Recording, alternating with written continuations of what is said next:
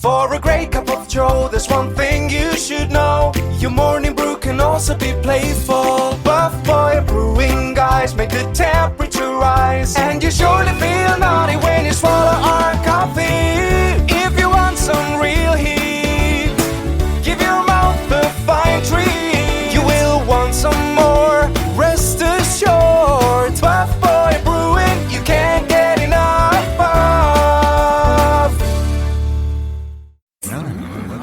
It's time for The Scribble, your weekly fix of celebrity chats, bizarre stories in the news, and basic random chatter with best-selling author and syndicated radio host Jeremy Bradley. Make sure your seat is in the upright and locked position and your barf bag is securely in place. Here's Jeremy Bradley. Thank you very much, Larson. Jeremy Bradley here. This is The Scribble. Thanks for tuning in at thescribbleshow.com and on SoundCloud and iTunes. I'm in my hometown of Winnipeg, Manitoba, as the Canada Summer Games continues to unfold here. 4,000 athletes from all over the country are in town competing, and these are the kids, and they are kids. These are the kids that are hoping to be Olympians someday. They want to be the best in the world. They want to excel at their sport, and just, have a great life doing that. And a lot of them, this is a hobby. Some of them want to just do this as a side gig, and some of them want to have this as a career for a very long time. And we wish them all well. You know, I was at the opening ceremony last Friday, and I was again tweeting pictures from that. So, at Jeremy D. Bradley is my Twitter handle, at Jeremy D. Bradley. And it was incredible, the energy. You know, Winnipeg, if you know anything about the city, is not known to be the life of the party. It's kind of a prairie city that's just very, plain. And if you're from the city, I don't think it's rude or disrespectful to say that. I mean, I grew up in Winnipeg, and if somebody were to ask me, like, hey, I'm coming to Winnipeg, what 3 things should I do? Well, go east, west, or south would be my my advice. But there's a lot going on. There's free entertainment. We talked about it here on the show last week when we had the CEO and president of the games on, and the events coordinator. And so this week on the podcast, we've got Cindy Clausen, who is a legendary athlete. She's got her name on a building here in the city, and she's now a cop. So she's kind of retired from sports and she's a law enforcement officer. That's great. So we're going to talk with Cindy Clausen coming up in just a little bit. And Jen Botterill and her mom, Doreen, a mother and daughter pair who both competed. Mom in the first Winter and Summer Games 50 years ago, and Jen just recently, well, not too recently, but we've got them doing a duo interview. Now, these were recorded earlier, and so we're going to play those for you just here on the podcast. And fascinating. You know, I'm not a huge sports fan. I'll be the first to admit that, but it's definitely exciting to go to these events and see what's going down, and the future talent that we'll probably be seeing on, let's say, NHL teams or, anywhere. And my cousin Clara, shout out to my cousin Clara, is on Team Manitoba. She is in basketball, and the family was there. The first Saturday of the games, my cousin was playing, and it was incredible, first off, to see how many family members came out, because it's not a hockey game, and secondly, how loud they were. My God, it took me back to when my brothers were playing like volleyball and basketball in school, and, you had those moms. It was typically the moms. I'm not calling out the moms, but I'm calling out the moms. And, they were screaming, and then my aunt had all of these, like, cowbells, and I was like, wow, we're making a scene. But then, so my cousin was playing, her team was playing Ontario, and the Ontario fans on the other side of the crowd were getting just as loud. So then it was almost like you're watching two competitions. You're watching the game play out on the hardwood, on the court, and then up in the crowd, you've got the two sides sort of heckling each other. I will admit, there were some teenage girls that were kind of like, yeah, you like that? How about that? And I thought, oh God, we're going to get our asses kicked. Thankfully, these weren't chairs that you could pick up and throw. We were just in the regular stands. But there was a level of competition and maybe some razzing, I guess would be the word. And so it was fun. Now, unfortunately, Manitoba did not win that game that we went to. But it was sad to see, actually, the game before that. I believe it was Yukon against... Who did they play? I think it was Alberta. Yukon had 2 points. And Alberta was like 116 or something. Like, it was 100 and something. It was the triple digits anyway for Alberta. And I wasn't there for that game. My cousins were there. Other cousins, not the ones that were playing. And it was just kind of a sad moment because you feel bad for the team, but then you feel good because you know what, they're trying. They weren't giving up. They were fighting. They knew there was no way in hell they were going to win. I only caught the tail end of the game, maybe the last 5 minutes or so, but the girls from UConn were still rocking it out. They were still trying so hard. And that, see, anytime the Olympics happens, I get a lot of people saying, you're not going there to play the game and to lose. I feel a little bit differently. I feel like, hey, if you're the best in your province or territory, or you're best in your country, depending on if it's the Olympics or the Canada Games, whatever it is, bottom line is that you've made it there. So that's kind of like half the battle, maybe 3/4 of the battle. I don't even know how to quantify it. And so when my cousin was playing the Ontario team last Saturday, I was clapping every time Ontario got a basket. I was clapping every time Manitoba got a foul. I was just doing that because, I don't know, it's like when I've gone to a sporting event and you're cheering for your home team, but then if the other team scores, you clap as well. Apparently you don't, and I learned that the hard way at these events with these diehard sports fans. My mom was sitting in front. My mom and my dad were in the row in front of me at the basketball game, and even she turned around. She's like, don't clap for them. Don't clap for them. I was like, first of all, these are teenagers. Like, this is not the big time. They're not, like, give it a rest. Why don't we encourage everybody? And then my dad later was giving me a lecture. You know that whole debate about giving every kid a trophy just for participating? There was that debate in schools a year or two ago where it's like, you don't want to encourage them and give a trophy for everybody just for participating. I don't see why not. I mean, I would appreciate a trophy. If I was the best in my city or province or country, whatever it is, I want something just to show that I was good enough to participate. Why not? And if I win, that's a bonus. But again, I don't do sports, so it's easy for me to say that and not have an agreement from the masses. But whatever, I think it was just fascinating to see these kids work it out because, hey, you're the best in what you do, where you live, or what have you, and give her. So we're going to talk with people who were the best in what they do. As I said, Cindy Clausen and Jen Botterill and her mom, Doreen, are coming up. And we pre-taped those interviews a couple of days ago, so we'll play those for you. Actually, we're going to take a break, and they're coming up right after this. Who are the Kardashians feuding with now? What did that little thug Justin Bieber do this time? Who's getting hitched? And who's headed for Splitsville? Hear the latest celebrity news and gossip every day on Entertainment Wrap-Up. The good, the bad, the ugly, but mostly the ridiculously hilarious. It's all recapped in this daily segment at entertainmentwrapup.com. Have a laugh at the expense of the rich and famous when they take themselves way too seriously. It's 3 minutes of time-wasting fun at entertainmentwrapup.com. Check out Entertainment Wrap-Up at entertainmentwrapup.com. Brought to you by Speak Free Books.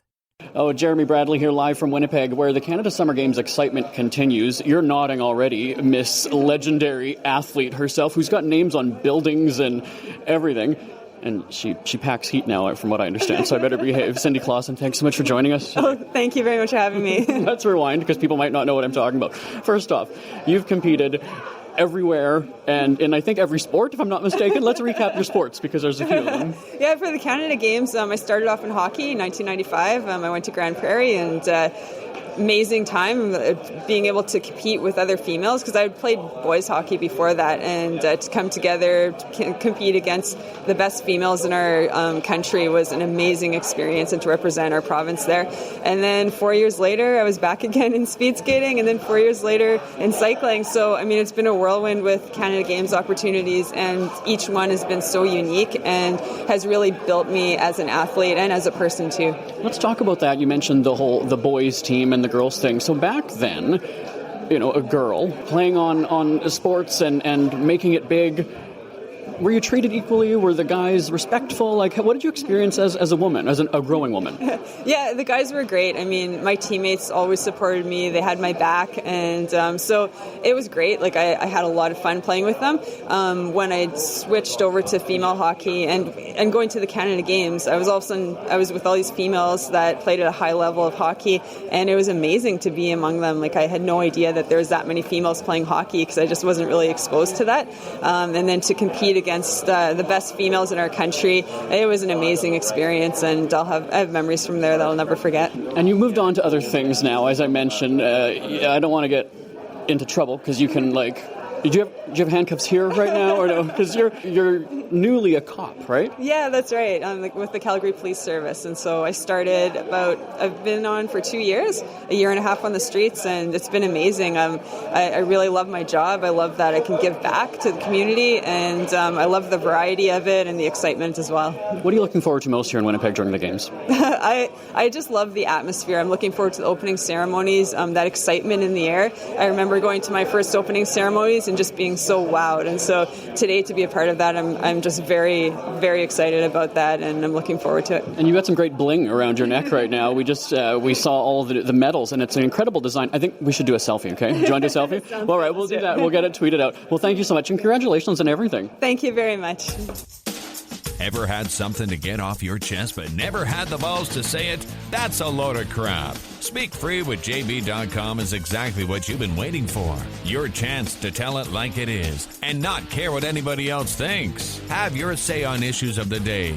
Join newspaper and radio columnist Jeremy Bradley as he tells it like it is. Hundreds of thousands of people have stopped by, including some well-known celebrities who have had a chat with JB and speak candidly about what's really going on in the world. You can join them too. Have a rant or a rave. Be brave and head on over to www.speakfreewithjb.com now. Jeremy Bradley here, back live from home in Winnipeg for the Canada Summer Games, and I'm surrounded by gold and silver and bronze and some beautiful ladies. Jennifer Botterill, legendary athlete known all across Canada for her on the ice. You've done it all. So will you do Winter Games and summer? What's your favorite event? Oh, goodness. Well, hockey would be, I feel like, the one I competed in at the Olympic Games, but I also had the chance to compete in the Canada Games in the sport of ringette. Yeah. So for me, I feel like growing up here in Winnipeg, I was very fortunate to have a great family that supported me in a lot of different sports. But today is a great celebration for a very special event that's being hosted here, and for all of the athletes that competed to look back and know how significant the Canada Games was as a part of their life as a person and as an athlete. So it's a great celebration to kick off the event, and it's a privilege for me to be a part of it. And it's the 50th anniversary. You say that you had support from your family. We're joined here by your beautiful sister, Doreen. Hello. Hello, and thank you for the compliment. Let's talk about that, though. I mean, the family dynamic, because Mom was in the games the first winter and the first summer, right? That's right. I was in the 1967 Canada Games for speed skating, and then I was in the first Canada Summer Games in Halifax playing field hockey for Manitoba. And I've got to ask you then, growing up, what was that like to know the history of your family? I didn't have to look very far for motivation, that's for sure, but my mom has always been a huge source of inspiration, motivation for me in terms of what she accomplished at a young age as an athlete and as a person. I guess that really propelled me to set high standards for myself as well. And it's always been a huge learning curve for me that she's shared her experience and been the sounding board and a huge part of my support network at every phase of my career, from when I first made Team Toba to when I first made the Olympic team to winning gold medals at the Olympics. I feel like my mom has always been right there beside me and been my part of my biggest support network. And you've used that word support so many times, and it's awesome to hear that. Was there encouragement? Were you wanting your youngster to get into sports? Were you encouraging? Were you kind of, prepping her along the way? What was that like? We were always a very active family, and we did a lot of different sports. And growing up, Jennifer did pretty well everything, and we just wanted them to be happy and healthy and expose them to a lot of different activities so that they could choose what they wanted to do. Okay, I'm going to put you on the spot for two memories from back in the day. Your first memory when you were about to compete at the games, and then your first memory seeing an all-star over here about to compete and win. Well, it's very exciting to be chosen to be on a provincial team, to put on the Manitoba jacket and represent your province. And to see your daughter do the same thing is just an unbelievable experience, and it just makes you feel so proud of yourself and of my daughter. And what was going through your mind when you're seeing her about to start that first match?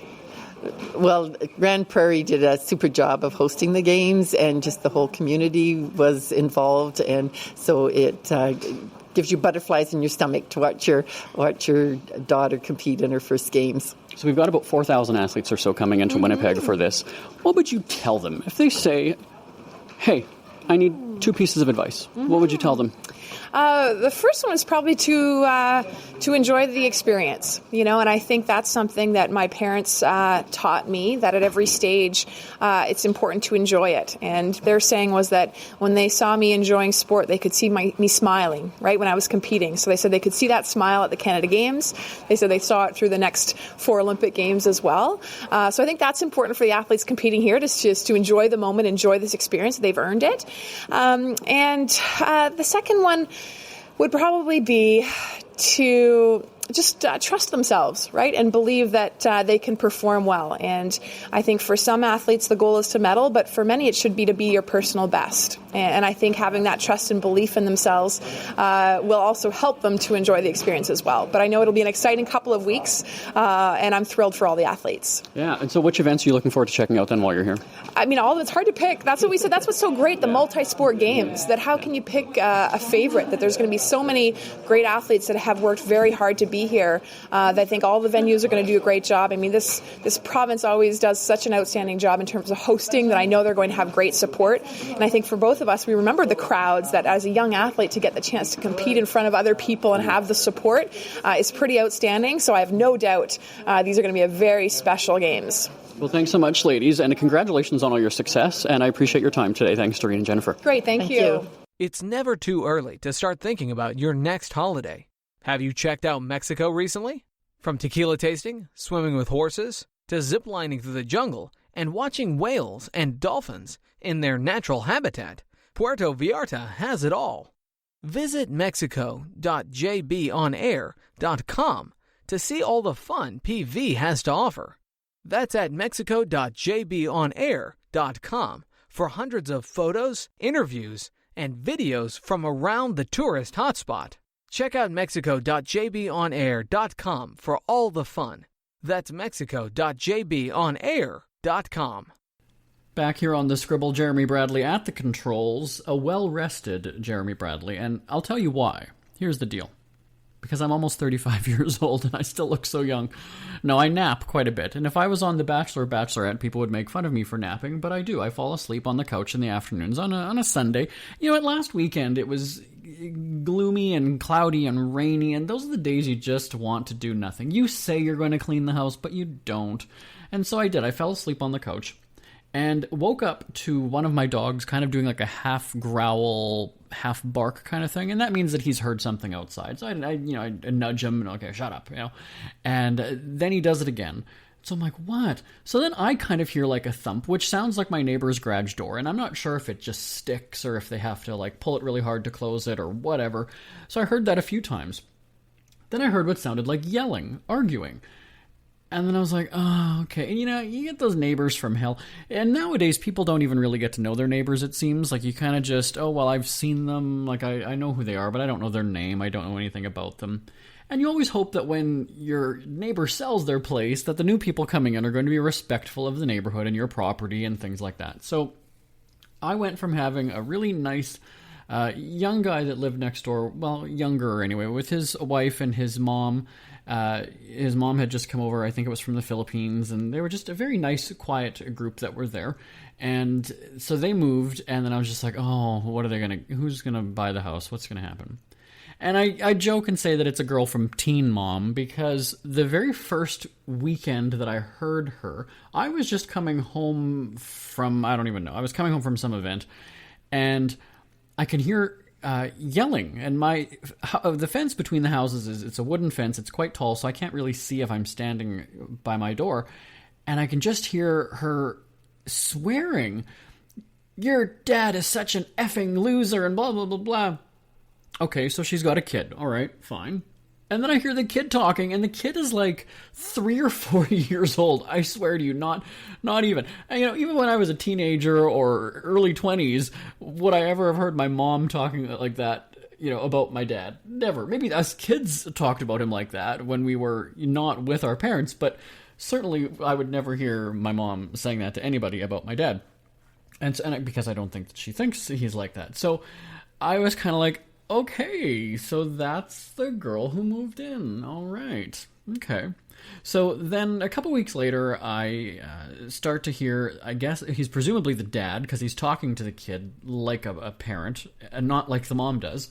And I was like, all right, well, he sounds kind of decent. All right, well, whatever. And again, they're both very young. And again, when I'm giving you that visual of Teen Mom on MTV, I'm just referring to like the age and the kind of behavior that was exhibited. And so, all right, fine, whatever. As long as they stay on their property and they don't disrupt mine and they don't do anything to my dogs, I'm good. So Sunday, it was rainy and gloomy and windy. I fall asleep on the couch. The dog hears the noise, so I'm just like, all right, fine. Then I start to hear muffled voices. So like a good neighbor, I have to go and start peering through the blinds and see what's happening, right? So this is my question to you. If you're hearing your neighbors having an explosive fight, and we're talking like doors slamming outside and swearing and whatever, are you going to like watch through the window? Are you going to listen? Are you going to snoop and hear? I fell short of running and grabbing my phone and recording it just because I'm not like that. But then I realized that this fight that they're having is even bigger because there's friends there as well, and the two of them. And then I saw something go flying. It looked like a bunch of papers or something go flying in the backyard. And I was like, okay, this is really good. And then I start hearing, I'm homeless because of that bitch. And I was like, okay, now it's getting good. And in all honesty, it was maybe like 3 o'clock in the afternoon. So we're not even talking like late night drunken rowdiness. This is the middle of the afternoon when I should have been sleeping. And so I was just kind of listening to it. And then all of a sudden I hear, you were yelling, drinking and driving and then cocaine. And I was like, oh, good. It's those kind of neighbors. Wonderful. So it's very fascinating when you get to know your neighbors through their fights that they have and the things that they swear about. But yeah, I don't know. Here's the deal. I don't think it's snooping then if they're doing it loud enough that you can hear it over your fence and in your house. Really. So if I just happen to go to the window and look at what's happening, I mean, well, it's causing a disturbance. And secondly, then I justify it. I've got to justify it to myself as I'm telling people the story, is that my property is right next door. So if they're throwing things or they're doing things to property and there's talk of cocaine or what have you, yeah, as a homeowner, I kind of want to be on the lookout for something if anything happens. Wouldn't you think? I don't know. Send me an email live@jbonair.com, live@jbonair.com.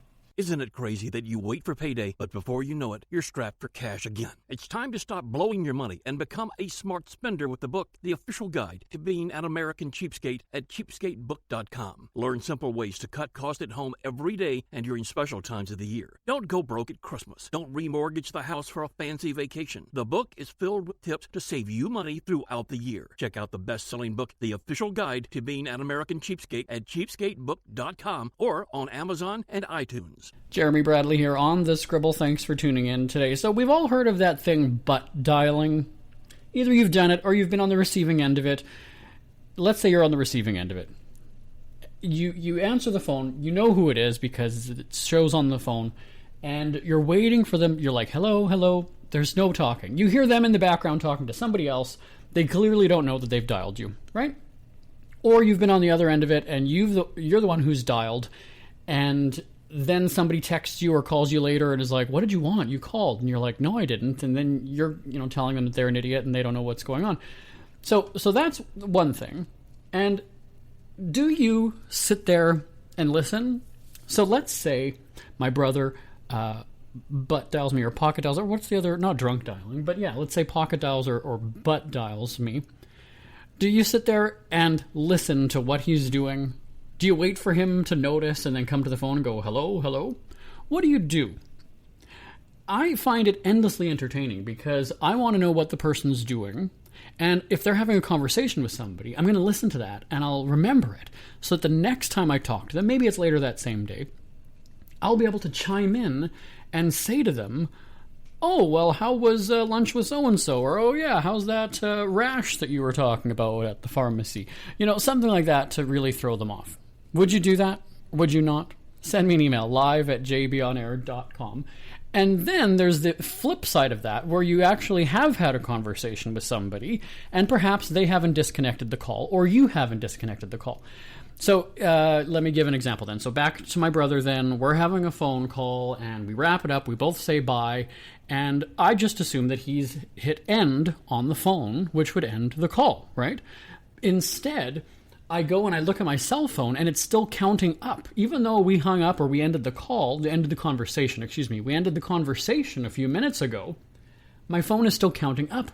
So that means we're still connected. Maybe he went to another call and he just hasn't hung up yet, or maybe he put his phone down on the counter and I did the same thing on my table and we both don't know what's going on.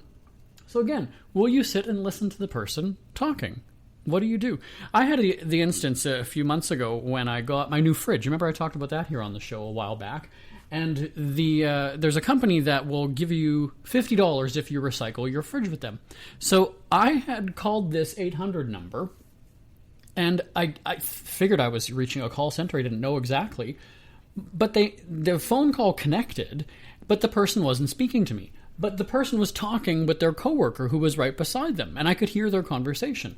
Granted, they were not using business language when they were talking to each other, but they didn't think that they were on a call, or either of them. So finally, after about 3 minutes, I just got fed up, because it's only funny to a point, right? You're listening to a coworker talk. They weren't talking anything juicy. They weren't bitching about the boss. So you kind of do your own interruption at that point. So I'm not going to call back because, again, it was dial 800, press this, press that, enter your account number, do this, do that. And I was like, you know what, screw it. I'm not reconnecting now to get somebody else on the phone. So finally, I just started pressing buttons on my phone. I figured that would do it, right? Hammer the buttons, hammer the buttons, hammer the buttons, nothing. So finally, I just start yelling. I just start yelling into the phone, hello, hello. And then I hear the guy go, what is that? What is that? And then you can hear the rustling. I don't know if it was a headset or what he had. And so he's like, oh, hello. I'm like, yeah, hi, how's it going there sorting those checks or whatever he was doing, because it sounded like they were sending out the rebate checks that people were getting for recycling their appliances, their fridge. And so I tried to make a joke of it, going like, yeah, how's it going sorting out those checks and sending them out? And he's like, it's good. But again, he had no idea what I was talking about, right? How do you know what I was doing? Well, because I was just listening to you, dick, for the last 5 minutes. And now I had to interrupt to get you to take my call. So I had a bit of fun with that. What would you do? So you either get butt dialed, or the person doesn't end the call with you and they continue on a conversation with somebody else in the room. Do you listen? Do you hang up? Is it a courtesy just to hang up and let it go? Send me an email, live@jbonair.com. live@jbonair.com. We've got a few more seconds, right? We've got another minute or so. Remember back in the days when telemarketers would drive you insane? Now that everybody's getting rid of their landlines, I don't know that many people are telemarketed to their cell phones, because if I'm not mistaken, in Canada, it's illegal to do that. And then you had to pay to have your phone number unlisted. Remember that as well? I want my information private, so I got to pay somebody to keep my information private. Nevertheless, I have not had a listed phone number for many, many years. I don't get telemarketing phone calls. I also don't give my cell phone number to the utilities or to the different... I have a home phone, and that's that. And actually, the home phone goes right to voicemail. It doesn't even ring if I'm not expecting calls.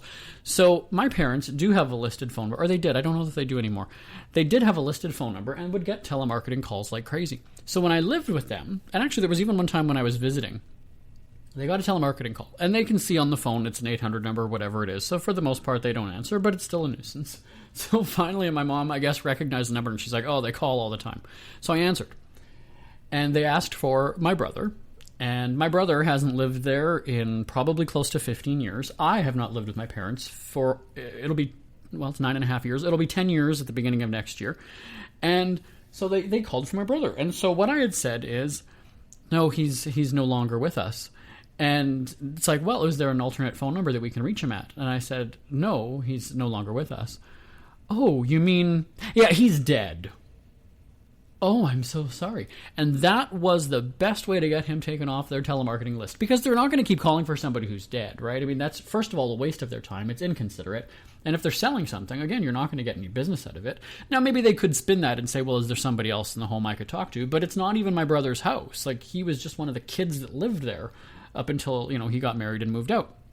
But that's a sure way to get taken off the telemarketing lists, is you tell them, no, he's dead. Done. And I remember my mom looked at me and she was just like, oh my God, you can't say that about your brother. I'm like, but just wait. You're going to be thanking me when they stop calling here for him and he's, and you don't have to deal with this anymore. So do you have a trick to get rid of telemarketers? Would love to hear from you. live@jbonair.com, live@jbonair.com. We hear you chirping. Get scribbling. Tweet up the Scribble at The Scribble Show. Join the discussion with Jeremy Bradley. It's all going down right now on Twitter at The Scribble Show and at thescribbleshow.com. Oh, yes, I do love the Twitter. Feel free to give me a shout anytime. It is always awesome hearing from you. My email address, live@jbonair.com. live@jbonair.com. And again, always, thanks for subscribing at thescribbleshow.com and on SoundCloud and iTunes. Always love hearing from you. And you know what? I'll be back same time, same place next week, so hopefully you will tune in, and I will talk to you then. Have a great week, everybody. This is The Scribble. Bye-bye now. Want more Scribble? Check out thescribbleshow.com for past shows, celebrity interviews, cheapskate tips, and more. That's at thescribbleshow.com and on Twitter at The Scribble Show. The Scribble is a speak-free media presentation. If you want some real heat,